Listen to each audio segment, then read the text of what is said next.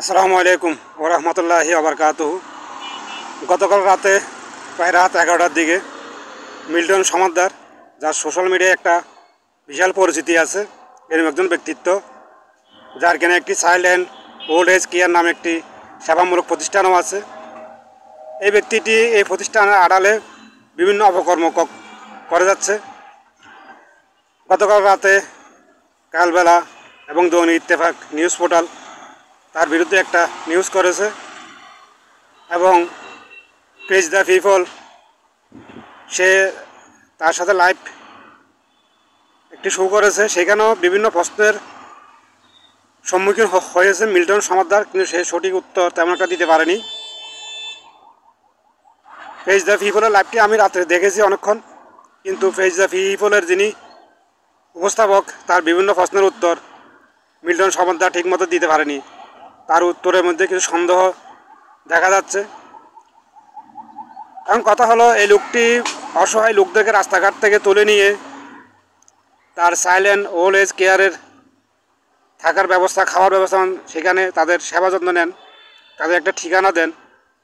এই ব্যক্তি ভালো কাজটি আড়ালে যে অপকর্মগুলো করতেছে, যদি এমনটা সত্যি হয় তাহলে প্রশাসনের অবশ্যই উচিত হবে তাকে আইনের আওতায় নিয়ে আসা এবং তার এই প্রতিষ্ঠানটির বিরুদ্ধে যথোপযুক্ত তদন্ত করা।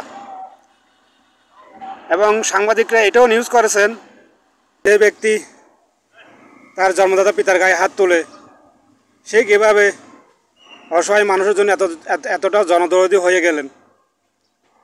তার এলাকাবাসীকে যখন সাংবাদিক প্রশ্ন করে, তখন সাংবাদিকরা বলল, এই লোক নাকি এখন ঢাকা গিয়ে জনসেবা করতেছে, বিভিন্ন মানুষের সেবা করতেছে, অসহায় মানুষদেরকে রাস্তা থেকে তুলে তার প্রতিষ্ঠানে আশ্রয় দিচ্ছে, খাওয়া দাওয়া করাচ্ছে ফ্রিতে।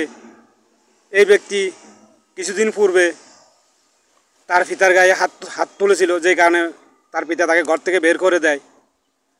আসলে এইসব কুলাঙ্গার দ্বারাই সম্ভব ভালো কাজে আড়ালে খারাপ কিছু করা।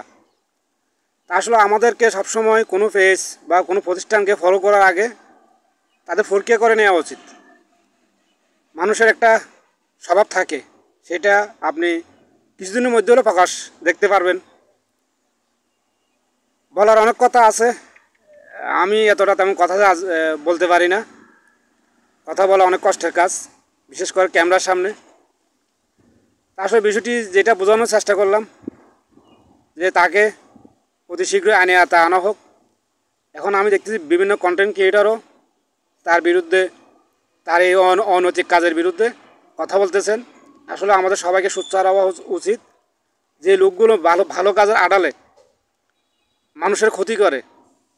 কারণ আমরা দেখি অনেক সময় অনেক মানবিক প্রতিষ্ঠান তাদের ভালো কাজগুলো করে এবং মানুষ সেখানে সাহায্য সহযোগিতা করে, কিন্তু এদের কারণে যারা ক্ষতিগ্রস্ত লোক তারা কখনো সাহায্য পাবে না, শুধুমাত্র এইসব কুলাঙ্গারদের কারণে।